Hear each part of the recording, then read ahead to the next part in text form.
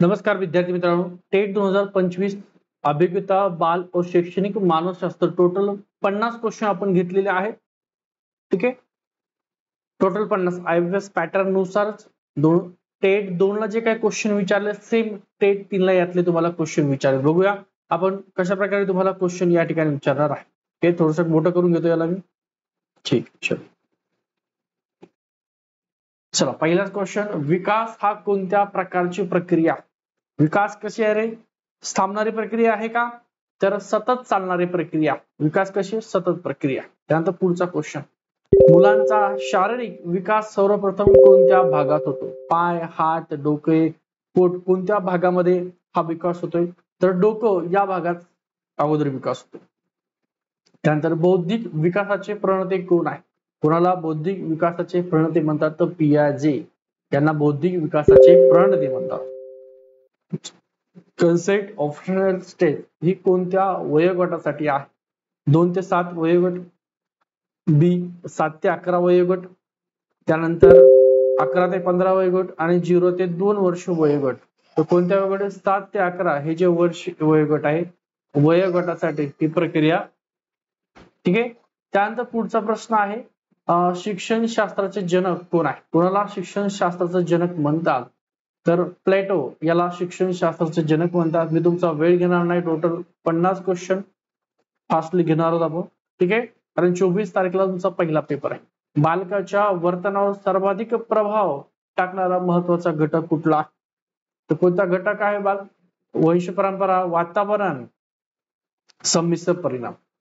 संमिश्र परिणाम आहे, वंशाचा सुद्धा वातावरणाचा सुद्धा आहे. प्रबोधन सिद्धांताचा प्रणेता कोण आहे? प्रबोधन सिद्धांत, या प्रबोधन सिद्धांताचा प्रणेता कोण आहे? तर थॉर्नडाईक. कोण आहे? थॉर्नडाईक. त्यानंतर झोन ऑफ प्रॉक्सिमल डेव्हलपमेंट ही संकल्पना कोणी मांडलेली आहे? सेम तुम्हाला आयपीएस याच प्रकारचे क्वेश्चन विचारलेत आणि विचारतात. तो वायगोत्स्की. 9 नंबरचा क्वेश्चन, बालकांचा संपूर्ण विकास कोणत्या दृष्टिकोनातून पाहिला जातो? मानसिक, शारीरिक, सर्वांगीण की सामाजिक? कोणता? तर सर्वांगीण विकास हा बालकाचा पाहिला जातो. शी तुमचं उत्तर आहे. शिक्षण म्हणजे काय? आता याचे पर्याय खाली तुम्हाला दिलेले आहेत. शिक्षण म्हणजे काय रे बाबांनो? माहिती देणे, ज्ञान देणे, अनुभवावर आधारित प्रक्रिया, याचा अर्थ तुमचं शिक्षण. ओके, पुढचं, वर्तनवादी सिद्धांताचं प्रवर्तक कोण आहे? कोणी वर्तनवादी सिद्धांत हा मांडलेला आहे? कोणी मांडलाय? तर स्किनर याने हा वर्तनवादी सिद्धांत मांडलेला आहे. त्याच्यानंतर बंडखोर वर्तन कोणत्या वयात दिसून येतं? बंडखोर हे जे वर्तन आहे ते कोणत्या वयामध्ये? बालपण, बाल्यावस्था, कोणत्या वयामध्ये दिसून येत आहे? तर पौगंडावस्था जी आहे यामध्ये हे बंडखोर वर्तन पाहायला मिळतं. पौगंडावस्थेतील शारीरिक बदल हा कोणत्या ग्रंथीमुळे होतात? मेंदू, पचन ग्रंथी, अंतःस्राव ग्रंथी की त्वचा कोणती आहेत? तर अंतःस्राव ग्रंथी आहे, या ग्रंथीमध्ये बदल होतात, म्हणून पौगंडावस्थेमध्ये शारीरिक बदल पाहायला मिळतात. सामाजिक विकासामध्ये मुख्य घटक कोणता? याचं ऑप्शन खाली दिलेलं आहे. आत्मज्ञान, सामाजिक परस्पर संवाद, खेळ आणि शिक्षण. 14 नंबरचा आपला क्वेश्चन आहे. तर काय? बी नंबर, सामाजिक परस्पर संवाद हा महत्वाचा आहे. त्यानंतर ट्रायल आणि इरर या बेसवर कोणी सिद्धांत मांडलेला आहे? कोणाचा सिद्धांत आहे ट्रायल आणि इररचा? ट्रायल आणि इरर हा सिद्धांत कोणाचा आहे? तर थॉर्नडाईकचा आहे. चुका आणि शिका कोणाचा आहे? थॉर्नडाईक. मानसिक वय आणि कालानुक्रमिक वय यांचं प्रमाण काय दर्शवतं? तुम्हाला काय दाखवतो? मानसिक वय आणि कालानुक्रमिक वय यांचं तर का बोधांक दर्शवला जातो.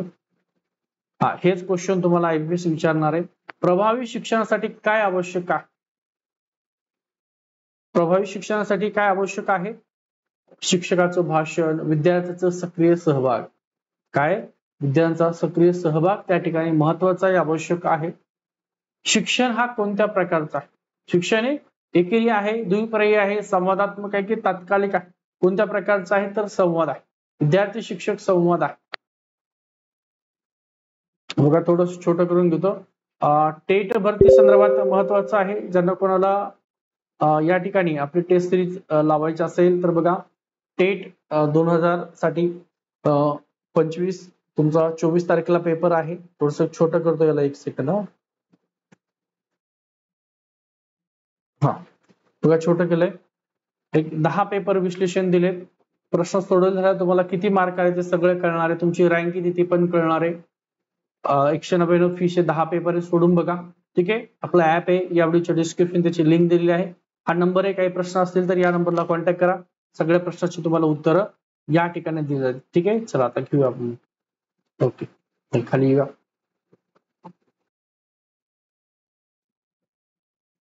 चला, हा क्लासिकल कंडिशनल संकल्पना कोणी मांडलेली आहे? कोणी मांडली? स्किनरने मांडलेली आहे का? थॉर्नडाईक. तर पॅव्हलॉवची संकल्पना आहे. कोणाची? ते पॅव्हलॉवची संकल्पना आहे. प्रेरणा म्हणजे काय? प्रेरणा म्हणजे काय? उदासीनता, शारीरिक हालचाल, कार्य करण्यासाठी अंतर्गत ऊर्जेचा स्रोत म्हणजे प्रेरणा. सी नंबरचं तुमचं ऑप्शन करेक्ट आहे. प्रभावी अध्यापनात शिक्षकाची भूमिका काय असावी? कुठलं? प्रभावी अध्यापनात शिक्षकाची त्या ठिकाणी महत्वाची भूमिका काय असावी? तर मार्गदर्शकाची महत्वाची भूमिका असावी. सर्वसामान्य बुद्धिमत्ता म्हणजे नेमकं काय? तर विविध क्षेत्रातील कौशल्य विकसित करणे. ठीक आहे, त्यानंतर शिक्षक विद्यार्थ्यांच्या मनोवृत्तीचा अभ्यास. थोडस एक प्रश्न इकडे आला पूर्ण. ठीक, चला. शिक्षक विद्यार्थ्यांच्या मनोवृत्तीचा अभ्यास कशामुळे करू शकतो? पाठ्यपुस्तकामुळे करू शकतो का?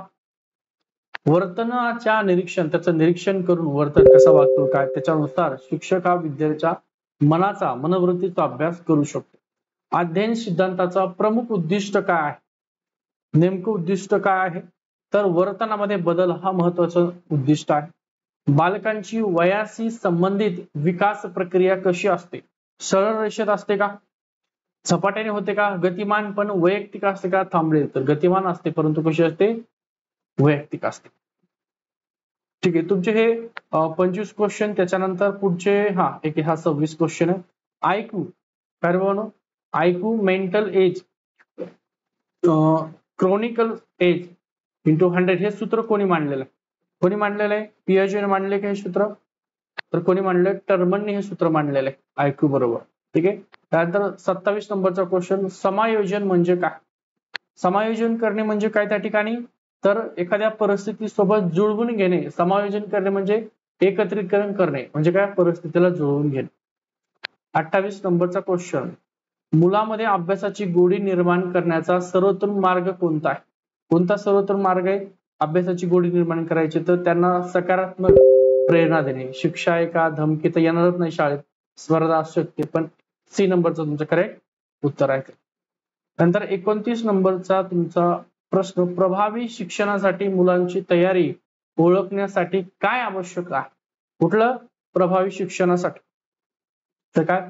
पूर्व ज्ञान त्यांना असावं, हे महत्वाचं. उपस्थिती गरज नाही, वयाची नाही, अभ्यास करणे त्याचं त्यांना पूर्व ज्ञान असावं. सर्वसामान्य बुद्धिमत्ता चाचणी कोणी विकसित केली आहे?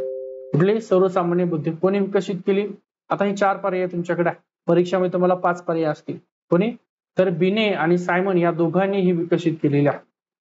त्याच्यानंतर बघा, पियाजेच्या सिद्धांतानुसार बालक सर्वप्रथम कोणत्या टप्प्यावर, ठीक आहे, कोणत्या टप्प्यावर काय असतो? आता पियाजेच्या सिद्धांतानुसार बालक हा कोणत्या खालीलपैकी टप्प्यावर असतो? तर नंबर सेन्सोरी, मेंटर, मोटर या टप्प्यावर असतो. त्यानंतर अध्यापन म्हणजे काय? आता हे सगळ्यांना माहिती, इथं काय प्रश्न पण येऊ शकतो तुम्हाला, त्यामुळे सगळे याच्यावरती साधारणतः जास्तीत जास्त क्वेश्चन आपण घेतलेले आहे. अध्यापन म्हणजे काय रे भावनो? उद्देशपूर्ण संवाद, शिकवणे नाही. बघा, शिकवणे केला असतं तर मग उद्देशपूर्ण संवाद. स्टुडंट पण विद्यार्थी संवाद करतात, शिक्षक सुद्धा त्यांना मार्गदर्शन किंवा संवाद करतो. त्याच्यानंतर 33 नंबरचा. अभ्यासातील अपयश कोणत्या कारणामुळे येतं? आता अभ्यासामध्ये अपयश येतं तुम्हाला, याचं नेमकं कारण कोणतं आहे? कोणतं आहे? तर शाळेचा वेळ बरोबर आहे, घरची परिस्थिती बरोबर आहे, मानसिक कारण हे बनवून, म्हणजे सर्व पर्याय तुमचे त्या ठिकाणी बरोबर आहे. त्याच्यानंतर 34वा नंबर. ऑब्झर्वेशनल लर्निंग हा सिद्धांत कोणी मांडलेला आहे? तर कोणी मांडला? तर बांदुरांनी मांडलेला आहे. ऑब्झर्वेशनल लर्निंग कोणी? बांदुरा. आता हे थोडस ट्रेन मिस्टेक झालं, बांदुरा लक्षात ठेवा. अल्बर्ट बांदुरा आहे तो. विद्यार्थ्यांचं वर्तन कशावर अवलंबून असतं? कोणाचं? विद्यार्थ्यांचं हे वर्तन कशावर अवलंबून असतं? त्याचा अभ्यास, परीक्षेचे गुण, अनुभव आणि प्रेरणा या गोष्टीवर विद्यार्थ्यांचं वर्तन अवलंबून असतं. आता वैयक्तिक भिन्नता कशामध्ये दिसून येते? बुद्धिमत्ता, गती, आवड आता प्रत्येकाची बुद्धिमत्ता वेगवेगळी आहे, गती वेगळी आहे, प्रत्येकाची आवड सुद्धा प्रत्येकाची वेगवेगळी आहे. म्हणजे तुमचं करेक्ट आहे पर्याय क्रमांक 4, सगळंच बरोबर आहे. ठीक आहे. त्यानंतर पुढचा प्रश्न, मूलगामी शिका म्हणजे काय, किंवा मूलगामी शिक्षण म्हणजे काय, किंवा शिका म्हणजे काय. शिक्षण म्हणजे काय? पाठांतर करणे, उपयोगी शिक्षण, उपयुक्त आणि अर्थपूर्ण शिक्षण, आणि शिक्षक केंद्रित शिक्षण काय, उपयुक्त आणि अर्थपूर्ण शिक्षण शिकणे किंवा शिक्षण हे तुमचं महत्वाचं आहे. आता पॉझिटिव्ह रेनफोर्समेंट म्हणजे काय, शिक्षा करणे, चुकासाठी राग, चांगल्या वर्तनाचं कौतुक आणि दुर्लक्ष करणं. तर काय नेमकं त्यापैकी, तर चांगल्या वर्तनाचं कौतुक करणं हे पॉझिटिव्ह रेनफोर्समेंट महत्वाचं आहे. त्याच्यानंतर वर्तनाच्या अधिगमासाठी कोणता प्रयोग सिद्धांत आहे, कशासाठी, वर्तनाच्या अधिगमासाठी कुठला आहे, कुठला आहे, तर स्क्रीनरचा यंत्र पिंजरा हा महत्वाचा. त्याच्यानंतर अध्यापनात वैयक्तिक भिन्नतेचा विचार का आवश्यक आहे, कुठली वैयक्तिक भिन्नता अध्यापनामध्ये का आवश्यक आहे, तर शिक्षण किंवा शिकण्याची गती प्रत्येकाची वेगवेगळी असते, त्यामुळे ती भिन्नता सुद्धा वेगळी. कोहलबर्गने कोणत्या प्रकारचा विकास मांडला, सामाजिक, बौद्धिक, नैतिक, मानसिक कोणता विकास मांडलेला आहे, तर त्यांनी नैतिक विकास मांडलेला आहे. कोणी आहे, कोहलबर्ग. हा, सामाजिक नाही, हे कोहलबर्गचं आहे. त्याचं करेक्ट उत्तर तुमचं सी आहे. 2 वेळेस हा व्हिडिओ बघा, हेच क्वेश्चन तुम्हाला रिपीट होतील. ठीक आहे. विकास वृद्धिगत होण्यामध्ये काय फरक आहे, विकास आणि वृद्धिगत, विकास आणि वृद्धिगत होण्यामध्ये नेमका काय फरक आहे, काय, तर ही एक विकास आणि वृद्धी हे दोन्ही वेगवेगळ्या भिन्न प्रक्रिया आहेत. त्याच्यानंतर 43 नंबरचा, बालक शिक्षणात अपयशी ठरल्यास काय करावे. बालक शिक्षणात हा तर सगळ्यात महत्वाचा मेजर प्रश्न आहे. काय करायचं, कारणाचा, नेमकं कशामुळे अपयश ठरलाय त्या कारणाचा अभ्यास करावा. शिक्षा देऊ नये त्याला, दुर्लक्ष करू नये, तक्रार सुद्धा करू नये. तर त्याच्यात नेमकं कारण काय. ठीक आहे. शालेय जीवनात मुलामध्ये सामाजिक कौशल्य कसं विकसित केलं जाऊ शकतं, किंवा कसं विकसित होतं, प्रश्न आहे. शालेय जीवनात मुलामध्ये सामाजिक कौशल्य कसं विकसित होतं, ते खेळाद्वारे विकसित होतं का, खेळ आणि गट कार्यामध्ये ते विकसित होतं. तक्रार नोंदवून नाही होत, एकटेपणाने अजिबात होत नाहीये, फक्त पुस्तक वाचणे तर होतच नाही. काय, स्कॅफोल्डिंग ही संकल्पना कोणी मांडलेली आहे, 45 पियाजे. आता ही 4 पर्याय आहेत आणि याच्यावर तुम्हाला सगळ्यात जास्त प्रश्न विचारलेले आहे. तर कोणाचं, वाय गोत्स्की याची संकल्पना आहे. त्यानंतर पोगंड अवस्थेतील मानसिक वैशिष्ट्य कोणतं असतं, किंवा कशा प्रकारे असतं, तर काय, आत्ममग्नता असतं, ते स्वतःमध्ये ते त्याच्या कार्यामध्ये मग्न होऊन जातं, त्याचं विश्व वेगळं असतं. शाळेत वर्ग नियंत्रण ठेवण्यासाठी शिक्षकाने काय वापरावं, महत्वाचं साधन काय, तर शिक्षकाने संवाद वापरावा आणि शिस्तबद्ध मार्गदर्शन करावं, तुमचं शिया.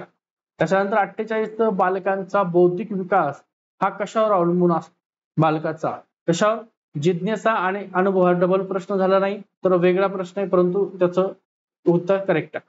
स्वप्रेरणा ही म्हणजे नेमके काय, स्वप्रेरणा काय, शिक्षकाकडून प्रेरणा आहे का, स्पर्धाने प्रेरणा आहे का, तर स्व म्हणजे स्वतः, स्वतःतून येणारी प्रेरणा त्याचा अर्थ होतो. ठीक आहे. तुमचा फायनल क्वेश्चन, मुलामध्ये शिकण्याची प्रेरणा वाढवण्यासाठी शिक्षकांनी काय करावं, नेहमी काय करावं, शिक्षकांनी सतत परीक्षा घ्याव्यात का, शिकवणी लावावी का, तर उत्साही वातावरणामध्ये कौतुक निर्माण करणं हे महत्वाचं आहे. हे तुमचे संपूर्ण आपण घेतलेले 50 क्वेश्चन आहे. किती क्वेश्चन आहेत, 50. आणि याच प्रकारचे तुम्हाला टेट 2 ला IBPS ने बालमानसशास्त्र आणि शैक्षणिक मानसशास्त्र क्वेश्चन विचारलेत. काही अजून आपण यावर 2 व्हिडिओ घेणार, तुम्हाला हा व्हिडिओ एकदा 2 वेळेस बघून घ्या, तुमचे साधारणतः सगळे क्वेश्चन या व्हिडिओ क्लिअर होते. आता उपपत्ती आहे, या उपपत्तीवर सुद्धा व्हिडिओ आहे, तो सुद्धा आपण घेणार आहोत. या अगोदरचे जे काही व्हिडिओ आपण घेतले ते पण एकदा बघून घ्या. आणि तुमचा 24 तारखेला पहिला जो पेपर आहे, त्यामुळे सगळ्यांना पेपर पुढे जाणार नाहीत, काही नाही, 24 तारखेला म्हणजे 24 तारखेलाच होणार आहे. मागच्या वेळेस सुद्धा ही जी कंडिशन आहे, मागच्या वेळेस सुद्धा सेम कंडिशन होती तुमची. मागच्या वेळेस काय झालं होतं, असंच लगेच जाहीर झाली परीक्षा, लवकर आली, काय मेळ लागला नाही, कधी आली का. ठीक आहे. थांबतोय मी. आपला नंबर आहे तुम्हाला दिलेला, तुम्हाला काही प्रश्न असतील त्या नंबरला कॉन्टॅक्ट करा, सगळ्या प्रश्नाचे उत्तर सुद्धा तुम्हाला त्या ठिकाणी मिळेल.